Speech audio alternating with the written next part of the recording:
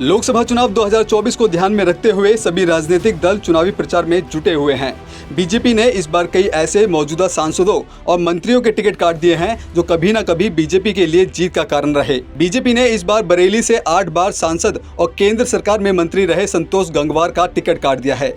इसके अलावा पीलीभीत से सांसद वरुण गांधी के साथ प्रयागराज से सांसद रीता बहुगुणा जोशी, गाजियाबाद से जनरल वीके सिंह, कानपुर से सत्यदेव पचौरी, बलिया से वीरेंद्र सिंह मस्त, मेरठ से राजेंद्र अग्रवाल और देवरिया से रमापति राम त्रिपाठी जैसे मौजूदा सांसदों का नाम शामिल है। इनमें से कई सांसदों के टिकट उम्र ज्यादा होने के चलते काटे गए, जबकि कुछ को बीजेपी सरकार को कटघरे में खड़ा करना भारी पड़ गया। इसी क्रम में केसरगंज सीट से बीजेपी सांसद बृजभूषण शरण सिंह के टिकट पर भी तलवार लटकी हुई है।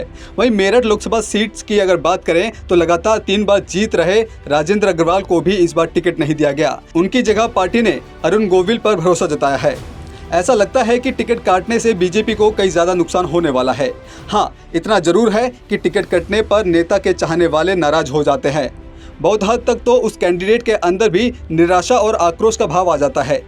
कई वरिष्ठ पत्रकार ने बताया कि बीजेपी प्रत्याशी चयन के लिए क्षेत्र के सर्वे भी कराती है। उस सर्वे में रिपोर्ट खिलाफ आने के बाद बीजेपी के कई बड़े चेहरों के टिकट काट दिए हैं। ज्यादातर मामलों में बीजेपी ने इसी ओर ध्यान में रखते हुए कैंडिडेट चेंज किए हैं कि क्षेत्र के लेवल पर जो एंटी इनकम्बेंसी है उसको रोका जा सके।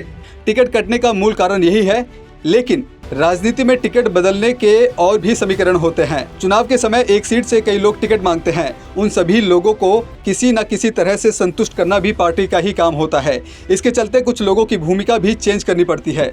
सब कुछ कैलकुलेट करके बीजेपी ने इस तरह से कदम उठाए हैं। वहीं पत्रकार नवलकांत सिन्हा ने बताया कि ऐसा लगता नहीं कि टिकट काटने से बीजेपी को कोई ज्यादा नुकसान होने वाला है। हाँ, इतना जरूर है कि टिकट कटने पर नेता के चाहने वाले नाराज हो जाते हैं।